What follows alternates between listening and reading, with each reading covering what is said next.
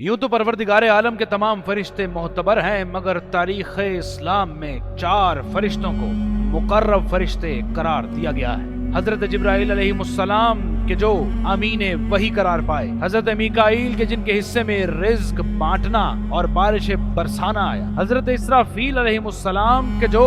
سور پھونکیں گے کہ جس سور کی وجہ سے قیامت کے آنے کا پتہ چلے گا، اور حضرت اسرائیل علیہ السلام کے جو انسانوں کی روح قبض کرنے پر مامور ہوئے۔ امام جعفر صادق علیہ السلام نے فرمایا کہ جب خداوند عالم نے حضرت آدم کو خلق کرنے کا ارادہ فرمایا تو جناب جبرائیل کو زمین کے مختلف حصوں سے خاک لانے کا کام دیا۔ جبرائیل علیہ السلام جیسے ہی زمین کے مختلف حصوں سے خاک لانے کو گئے تو زمین نے سوال کیا کہ آدم کی خلقت سے خدا کا کیا مقصد ہے؟ تو جبرائیل علیہ السلام نے کہا مقصد یہ ہے کہ ان پر اور ان کی ذریت پر عبادات کا بوجھ ڈال دیا جائے تاکہ جو اطاعت گزار ہوں ان کو اللہ ہمیشہ ہمیشہ کی جنت عطا کرے، اور جو لوگ نافرمانی کریں تو انہیں جہنم میں ڈال دے۔ زمین نے جب حضرت جبرائیل علیہ السلام سے یہ بات سنی تو کہنے لگی تمہیں میں خدا کے حق کی قسم دے کر کہتی ہوں کہ مجھ سے خاک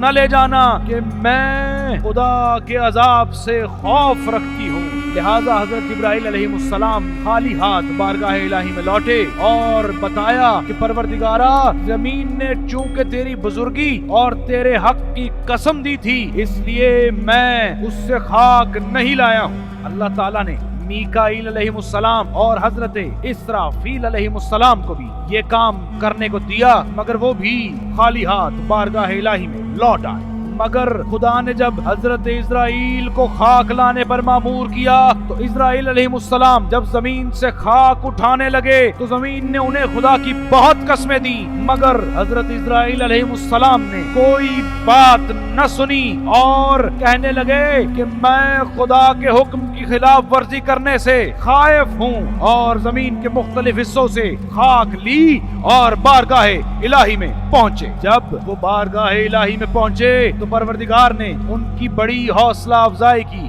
اور اللہ نے فرمایا چونکہ تو خاک لانے میں کامیاب ہوا اور تو نے زمین پر ذرا بھی رحم نہ کھایا تو آج سے انسانوں کی روح قبض کرنا میں تیرے ذمے دیتا ہوں تاکہ تو ماؤں کی گود میں سے بچوں کی روح چھین سکے، تاکہ تو ان میاں بیوی کو جدا کر سکے جو سال ہا سال ایک دوسرے کے ساتھ محبت سے رہے ہوں، اور تو موت کے ذریعے 2 بھائیوں میں جدائی ڈال سکے۔ سامعین گرامی قدر، میری دعا ہے کہ اللہ ہمیں حق پر جینے اور مرنے کی توفیق عطا فرمائے۔